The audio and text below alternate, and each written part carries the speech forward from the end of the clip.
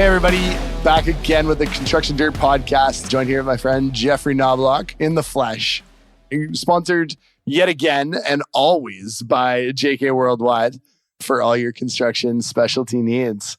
Jeff, how are you doing today? I'm good. I like how we're on location. We're on location. A bit of a different setting for the setting for the podcast today. Apologies, I have to hold my mic though, so I'm trying my best not to move. I'm trying to hold it below so that I don't breathe into it, because that's always So I thought typically when people start podcasts, they went the other way, where now we should have our own recording studio and buffers on the walls and like the pokey stuff. Yeah. Yeah. Pokemon? The dead room, okay. the dead room with the soundproof one. Yes, I know what you're talking about. My dad works with a guy one time, and he tested the headphones and the speakers for Nokia cell phones. Okay. And he had this special weird office down in the basement where they stuck him. It was one of those soundproof rooms. Yeah. And I think word on the street was he smoked cigars, and there was a little hole with a fan. Yeah. So he could smoke cigars in his little dead room office. Not pass out from all the smoke. 100%. I remember Ram at the Toyota built a soundproof theater room as part of that dealership. I've been in that room. Oh, right, because we converted it to a file storage room, I think. We were going to. I don't think we ever did, but I went in there. Same idea. You close the door and it's just dead quiet in there. That was one of those where they're like, hey, I want you to come look at this, converting our theater room. And I'm like, this is a car dealership. Why do you have a theater room? Tell me more about this.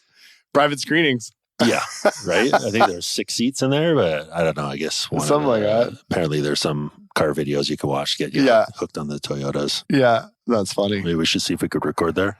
That'd be fun, hey? On location at a Toyota dealership during the next reno. So, Jeff, it's been a minute since we've done the podcast. Yeah, we were talking just before. I'm trying to figure it out. So, in the eyes of listeners, it's just another week gone by, right? Just another week gone by. Yeah, I mean, so full disclosure for everyone listening, Jeff and I recorded, we must have recorded 6 or all 7, I think, that are currently out. Podcasts, probably within a month or a 6-week time frame kind of thing. Yep. For whatever reasons, with regards to some editing and producing aspects of it, they didn't really come out as fast and as furious as we wanted them to. So we kind of took a bit of a hiatus to let that catch up. Figure it out. And we're here now. I mean, I think my favorite part of that whole story, though, is our last podcast. We're talking about the fall. Oh, yeah. Yeah. Yeah. What are we, past the summer solstice? We were talking about maybe pulling that out, and then I was like, no, just leave it in. Yeah. Just leave it in. It would have been long enough episode, right? Yeah. So now we're back in action. Things are happening. We can go on location. Mm-hmm. I mean, you got to hold your mic, and is it that heavy with 2 hands, or? I just don't want to move and get all that. You got a big enough knob thing on the end of it. So the foam piece is massive. Oh, it's too funny. Yeah. It's an ice cream cone, basically, is what it is. Yeah. Yeah. So thanks everybody for tuning in. Obviously, subscribe, tell your friends, follow us on the sociables. I'm looking to keep this puppy going. Jeff and I have some great chats about, construction and, the field level stuff, the construction dirt, the nitty gritty of what's out there and what we're going through. So we do have listeners.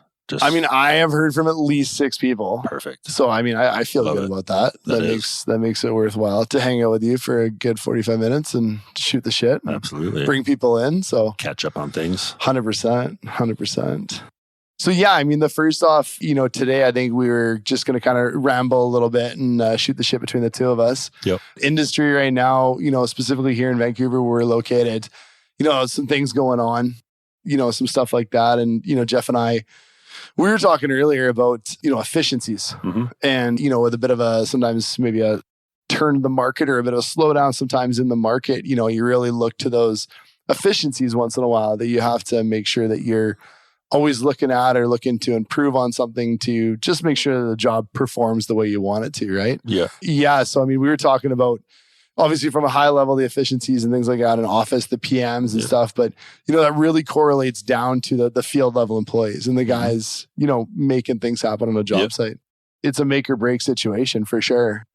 To make sure that people are doing things the right way and you're really getting the guys to buy into the systems and the processes and stuff like that is a huge piece of the puzzle, right? So, No, I always find at this time when there's a little bit of a downturn or perceived downturn, it is a good time to look at efficiencies and for sure.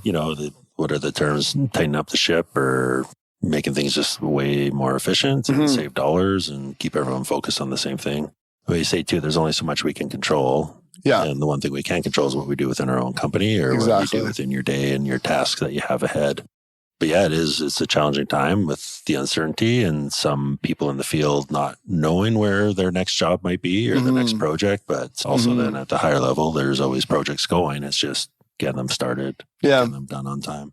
No, definitely. I mean, those processes, we talk about, all the way from, what kind of bits are we ordering for, 3/16 pin drill bits? Are we ordering the ones that are going to last and get us through? Or are we just going to go the cheap ones and throw them away after a couple of uses, I look at it the other day, we were talking about, using in the pin drill holes, do you use a weed whacker wire? Are we using, 3.5 inch, bent duplex and, just really dialing it in to even that granular of a piece, right? Yeah. To really look at, what's the best way of doing it from a, cost perspective on buying those items all the way to, I said it the other day, I was just like, what's easiest for you guys? Like, what's going to make you go the fastest? And if it fits within a dollar figure ratio that makes sense, why not go with that front? Because those guys are going to buy into it, they're doing it properly, and it's going to work out, right? So how standardization versus efficiencies, is there like a correlation between the two, or does one prevent the other from happening? So I guess where I'm getting at, it's a big question. You look after many sites, and some sites are the same, some are different in terms of scope of work. But pick, say, 2 random sites that they're doing the same scope of work. 2 individuals on those sites building in a little bit different way. So you talk about the weed whack wire or tie wire in the nail hole. And if one does one way and one does the other, do you look at efficiencies of what way is the cheaper, better way of doing it, or the other way where it's more, you're going to stop that, aren't you? No. No, I mean, You scared me with the button. I was like, am I getting muted here? Just hear that. No, I mean, it's a tough go. I think that, on my end, I always look to see, again, like I said before, like what the guys are into and what they're used to and what is most practical for those guys. I mean, they're the guys with their hammer open the nail in the hole. You know what I mean? So is it not we do it this way, so you got to do it this way, even though your way might work? So I feel it turns into this that. way is more efficient? No, but it turns into that. Okay. So I guess what I'm getting at is that you take a poll or, ask the guys, what are you guys thinking?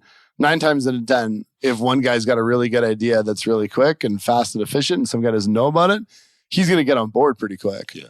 Because you have that buy-in from that level. And then all of a sudden, now we're doing it all the same way.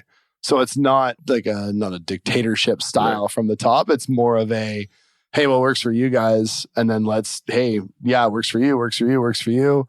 Yep. Different site. Hey, these guys are doing this. Oh, wow, that's spectacular. I didn't even think about that. Now that's become the norm and that's become the way of doing it. You know what I mean? Yeah. So efficiencies then in terms of saving dollars or saving time? And I know both of those, saving time saves dollars. Fairly well together. But when your example there was more, I would say, of $1. So bits, you order certain bits that last longer. There's $1 part to it. Yeah. How much focus do you feel the field level, and let's remove it from the company that we work at. How much does the field level see on the efficiencies of time savings? So, hey, if we stay an extra 15 minutes, not half hours, but just get this task done and not leave it for tomorrow. So a 15-minute task finishing up today might result in a 35, 45-minute task tomorrow to set back up, get going, and add efficiencies. So, I mean, I'll bring it back to the pin drill bit thing. Yeah. So, you get the 2-point versus the 4-point. So I know that 9 times out of 10, the carpenter guy really doesn't want to go back to the shed to get another bit because the 2-point bit burnt out 2 times quicker than the 4-point.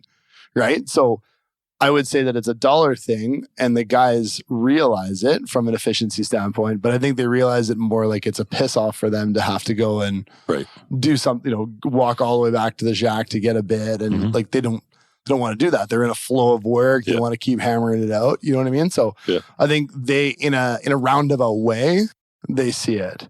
And I don't know if it needs to be literally told to them that that's how it goes, but I do think that they, in a roundabout way, do see it. So across the industry, you feel there is efficiencies. That's a focus on efficiencies. I think so. And I mean, in our local market, talking to other people that I know in the industry and stuff like that, there's a lot of I mean, even over the last couple of years, not even talking about short order, but, a lot of like free form, talking about form work, there's not as much free form going on these days as there was before. Yeah. When I started in the industry, it was, whalers and wedges and 2x4s and shitloads of lumber. And, and I, now you got, guys out there with all kinds of different handset forming systems. You got the Perry Duo stuff. You got the Doka Frammy Light. All this kind of stuff that these guys are using now to improve efficiencies, right? I think now it's more under a microscope, maybe on more on the granular level, like the bits and stuff like that. But, I think the efficiencies has always been, like past COVID, like just past COVID, I think that was kind of the TSN turning point for people to start looking at stuff like that. Yeah.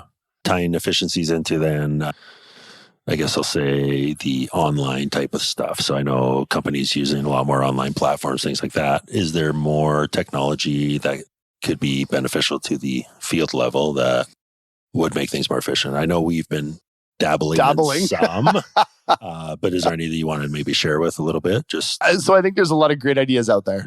I always say when people ask me about that, like, have you seen the Dusty robot? And I'm like, I have.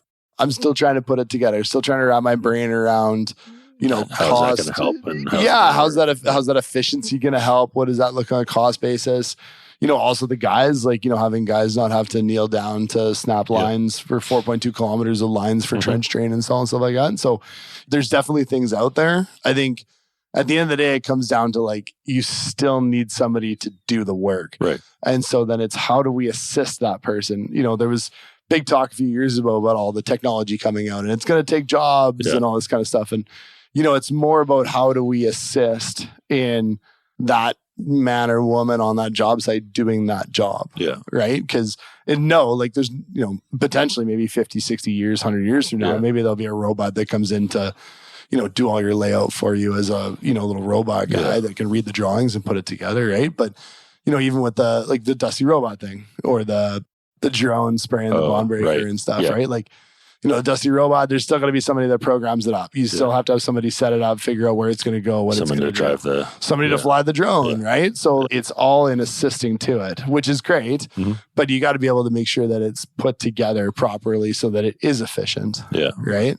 But then the technology side, there's so much coming out there. And, there's some companies that are really doing a good job of tying it together with still having that like worker piece to it. Like this isn't going to take your job. It's assisting you to do it better. Right? Yeah. So then that's where at the higher level in the office, I guess it makes it challenging because some of those technologies have a large cost and a learning curve for them. So then trying to be efficient, trying to save costs, trying to also look at better ways to do things. But there's that cost and it sometimes comes prohibitive to try them out. Yeah, for sure. Because of that. So it's that back to that fine line, like, hello, potential client, your building cost is much more because we've automated it and it's more efficient, which makes sense because now we'll finish the building a month sooner. You'll have 1 month less carrying costs. Your tenants can get in or whatever you need that building for. But that's hard to put a dollar amount to that. 100%. And then trying to new technology and hoping that it does save that time that you say it is. And then it's I went down a rabbit hole a little while ago with the printing, like slab printing stuff. It was like, okay, there's the fellow that I know down in the States, he's using it and he's doing like till panels like it's going out of style. Like the guy's doing, 100 till panels a month, just hammering them down, right? So makes sense for him. On us, on our end up here, sure, there's some companies that would probably benefit from that. But then what I look at is, okay, how else can we put that together? Can I help the electrician by then laying out all his lighting on the slab? Can I help the carpenters by laying out the doors and the labeling of the doors on the slab so they don't have to go and look at the plans and door 203A and all that kind of stuff, right? The HVAC, where does the HVAC runs go? Where's the diffusers go? Can we print all that on the slab? So, taking it and really, and you talk about from an office standpoint, okay, we got to make it worthwhile or it's got to be beneficial from a dollar figure standpoint. So then, okay, how do we go and potentially work with other people to make it worth their while as well. So it's a lesser dollar figure for everybody, right? So I will say it's a line that I walk like daily with, the field side of my brain is like, this is a great idea. And then the office side of my brain is like, oh, okay, it is a great idea, but how can we make it realistic and input it, right? And it's tough too, because a lot of people will look from a field side, will be like, oh, like I heard you talking about this like a month ago. Like, have we bought one of those yet? And I'm like, no, we have not. This is like a 6-month, trial thing of me trying to put it together to figure out how it works. Right. Yeah. So no, totally agree. Yeah. Yeah. The technology side's cool. I think it's come a long ways. I think it's still going to come a long ways for sure. You talk about a lot of that. I was talking to somebody the other day actually about the whole BIM modeling stuff. Yeah. People push it. It's spectacular and it's really good. And I don't know, 100% do not disagree with any of that, right? Like it's for sure, it's great. But then, at the end of the day, like I literally said this to somebody the other day, I said, you're still going to come up to the point where you have a man or a woman on a ladder trying to put this pipe through this wall or this hole or, and the guy didn't core it in the right spot or that kind of shit happens on job sites. Yeah. And so it's a tough one. And this is one where I struggle with it because I got these two sides of my brain, the field level and the office level, where from an office side, and you talk to office people are like, this is great. And we're way more efficient and we can model the whole project beforehand. And, and then the field side of my brain, a little parent on my shoulders talking to him like, nah, man, like the coring guy's still going to screw it up and not put it in the right spot. Or, the structural steel guys maybe potentially, welded on the wrong side of the line or, right? So. Yeah, that's going a bit off of the efficiency side. But when we were walking around our project that we finished and we were looking at some of the finishes and the things not lining up, in particular the mullions in the windows and the little cubes in the corner. Could have maybe been picked up, but then also for sure. Got to try to figure it out. Yeah. That is my segue into that project and the positivity versus negativity on finishing off a project. Yeah. It was you that brought to light the side of it when, you get to the end of the project and everyone just sees that corner detail of the baseboard where it doesn't line up. And that's the end result, not realizing that behind that wall is a steel plate that's out of line and there is no way in the world that baseboard is going to line up because behind that wall, which could have been picked up earlier on through a coordination thing. And for sure. I've shared that with quite a few people on that. And I should say quite a few, 3 different people I said that to. And they were like, wouldn't even have thought of that. And all I would see is that thing on the bottom and say, why did that contractor or person what's going on there? Exactly. Yeah. And it's, so it's just for those out there, try to look at that. How much work and all the positives that were put into putting these buildings together because of the challenges that definitely office level, field level, guys in the field, trades all have actually executing these and putting them together. For sure. Yeah. It's interesting.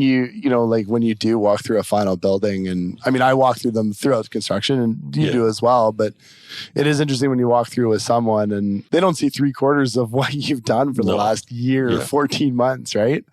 I enjoy pointing some of those things out though, as well. Like I will go and be like, yeah, that beam up there, like that was, that embed is probably the biggest embed we've ever put in a tilt-up panel and stuff like that, right? Because and some people don't really care and whatever, it is what it is. But, there's a lot of that stuff that people don't, I'm looking at my book match oak veneer, right? And the specialty hardwood or the fret on the glass or there's so many other things to it. Side note, like how are you holding this mic with one hand for this long? I don't know. It's like resting on my side. Because I'm struggling. Yeah, but it's upside. Yeah, should have brought the arm. No. I said I'll just get a headband and strap it to my head or something. So for those of you listening, we are not in our typical podcast location. Yeah. And at our typical podcast location, we have like these like arms that hold the mic. Yeah. I was not bringing those today. I barely made it out of the office with the stuff that we were required to need. I feel like this would have been a good episode for our first video podcast. But we shoot the camera that pans to the person talking. Right. No, for sure. We'll be back in the sound studio after. We'll be back in the sound studio after. I'm just impressed. I noticed that because I've been two-handing or switching hands and don't know what to do with this hand when it's free. It feels, what a disaster. Yeah. Be on stage with the mic. Yeah. Yes, the efficiency stuff. I mean, it goes, I think that we've talked about the super and the super PM relationship before as well, and it does go correlate back to a lot of logistics too. And that superintendent, we don't need to dive into that because we haven't done that already, but there's a lot of stuff that can be tidied up with a, really good super who's got his head on straight and coordinating and the logistics of, the day-to-day, week-to-week operations. Right. And I think that's kind of like an expected thing, which obviously, yes, from a high level, yes. But I think there's varying levels of degrees of experience and just knowledge that goes into that. And some people are just so good at, having everything lined up and everything ready to go. And some people are good at it, but maybe a little more 2 days ahead they're looking, not a week ahead. Yeah. I had a meeting with a fellow today, a friend of mine that we work with, and he was talking about a superintendent that me and him both know. I've known him for a long time. He's on a project, and it's a 5-building project. I said, how's he doing over there? And he said, he was really good on the first one. And then they started the second one while they were still building some panels in the first one. And he says he was still pretty good. And he says, we're now closing out or finishing off building 1 and 2 while building 5 is just getting tilted. And he says, just a disaster. Yeah. This is a guy, running around like a chingo's head off. And that's where, okay, maybe the guy needs some help. Maybe he doesn't, you know what I mean? And again, I go back, he had a comment where they were trying to schedule a rebar delivery. The rebar delivery was scheduled for the exact same day that the entire parking lot was ripped up for the detention tank install right in front of the one entrance, right? Yeah. So it's like, stuff like that makes it a massive difference. And, some people are like, whatever, figure it out, but honestly, like all of that stuff goes into play when you're talking about the efficiencies and the schedule and all that kind of stuff, right? Yeah. So then into schedule and delays on projects, a little bit of switching gears, but I mean, some of the infrastructure projects recently in Vancouver getting a little bit of a bad light for some delays and things like and that. Extra costs. Delays and extra costs. Yeah. I mean, the extra cost thing, I mean, that you can kind of, I mean, we're in that world. We see it. We're the bad contractors with everybody else too. Yeah. Right? And then the way those contracts are set up, I don't think there's another way to have them set up. But it's just asking for extra costs. Yeah. I mean, we've talked about it before where it's just from the general public side, it's like, here we go. There's some more delays and, but there's so much else that goes into it, right? Yeah. So, it's a tough go. I can't remember what the formula is, but for every day you lose on a site, you got to add 3 days to the end of the schedule to make up that one day or something like that. Yeah, like it makes it not tough. Good. No. Yeah.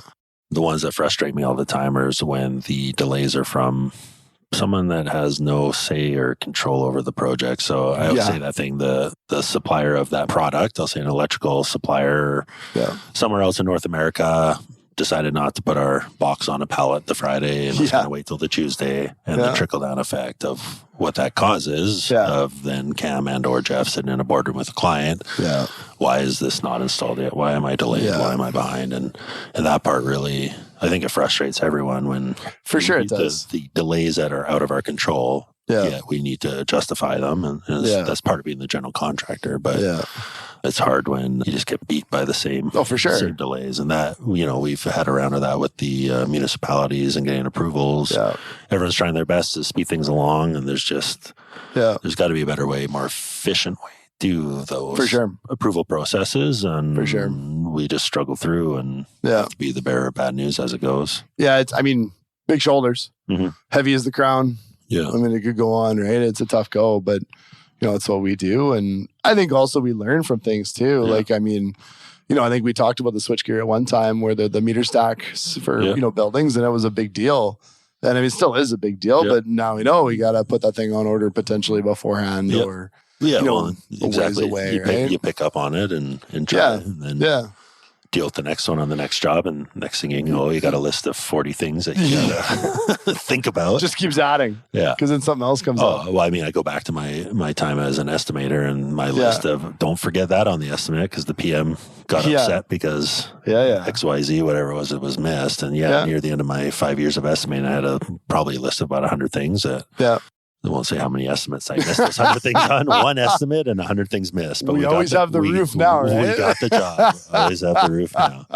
Yeah, it's funny. It's just, there's so much out there. I mean, I was talking to somebody the other day about when the joists, so through COVID there, when Amazon was just hammering down and building buildings and you couldn't get joists, open web steel joists for like a year and a half. And, we were like, okay, what do we do? Let's hand out separate contracts for the joists ahead of time. Let's get that one page. And, and it's not an issue anymore. Yeah, at all. It's gone. It'll probably come back at some point for some reason. But it's funny because I forgot there was an example I had the other day and I forgot it now. But it was something big where there was a major issue and people put a lot of thought into it and like made up this whole way of getting around it. Yeah.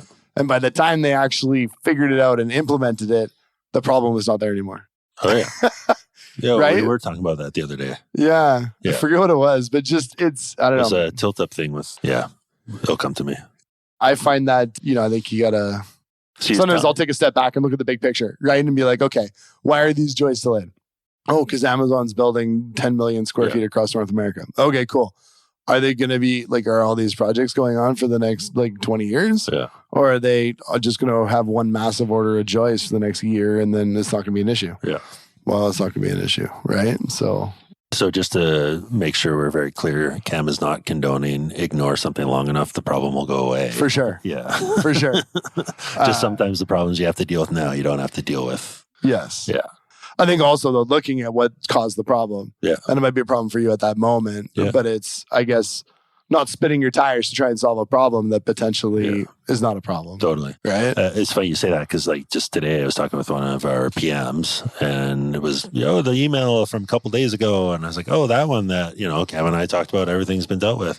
Yeah. I was like, okay, well, just shows me if you leave it long enough, it's all good. Sorts itself out, right? Yeah.